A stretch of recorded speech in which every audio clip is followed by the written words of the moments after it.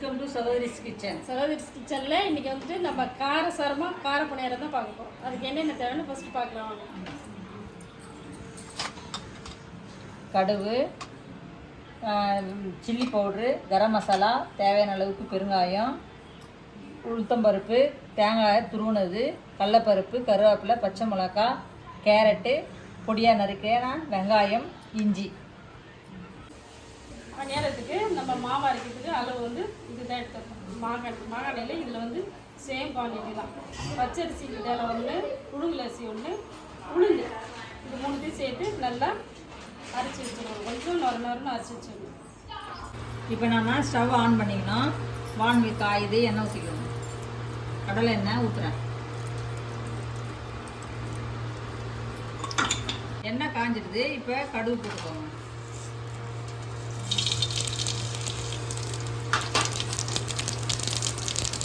கடுகு எடுத்த பிறகு உளுத்தம்பருப்பு,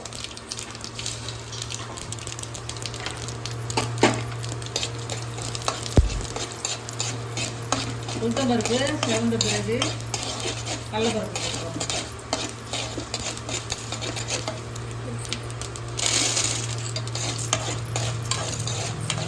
அடுத்தது வெங்காயம் சேர்த்துக்கோங்க.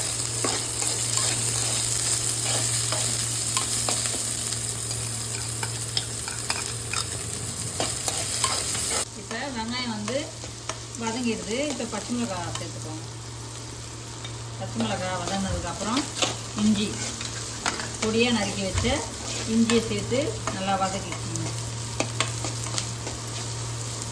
இப்போ இஞ்சி சேர்த்துக்கோங்க. அடுத்தது கருவேப்பிலை சேர்த்துக்கோங்க. தேவையான அளவுக்கு பெருங்காயம்.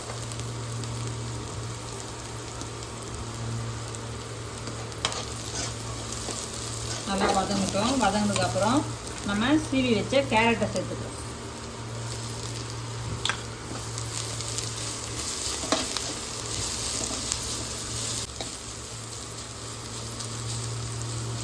இப்போ கேரட் வதங்கிடுது. இப்போ வந்து சில்லி பவுட்ரு ஒரு டீஸ்பூன் அளவுக்கு கொஞ்சமாக ஆட் பண்ணிக்கோங்க.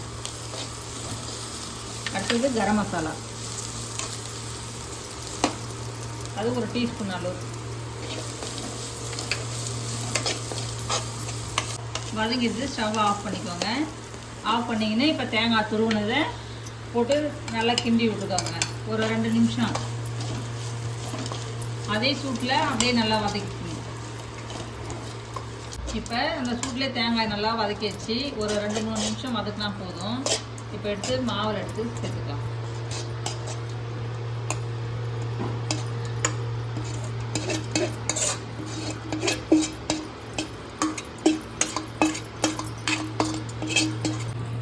இப்போ மாவு நல்லா கலக்கிக்குங்க. உப்பு வந்து அரைக்கும் போதே நாங்கள் சேர்த்துட்டோம்.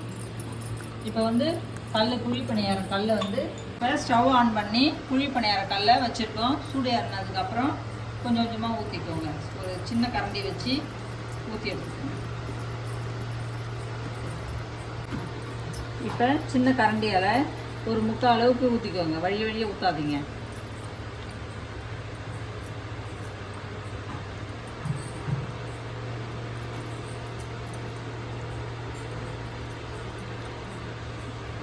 அப்போ தான் திருப்புறதுக்கு கொஞ்சம் ஈஸியாக இருக்கும். ஒரு 10 நிமிஷம் மீடியமாக வச்சுக்கோங்க. ரொம்ப வேகமாக வைக்காதீங்க.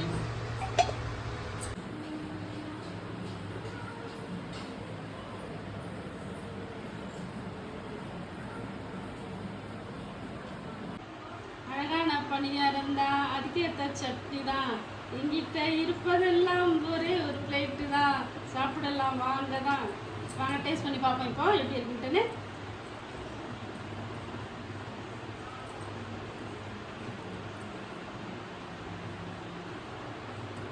சூப்பர், அருமையாக இருக்குது. கார பணியாரம் நல்லா காரசாரமாக டேஸ்ட்டாக இருக்குது. நீங்களும் அதை ட்ரை பண்ணி பாருங்கள். சகோதரி சேனலுக்கு மறக்காமல் சப்ஸ்கிரைப் பண்ணுங்கள்.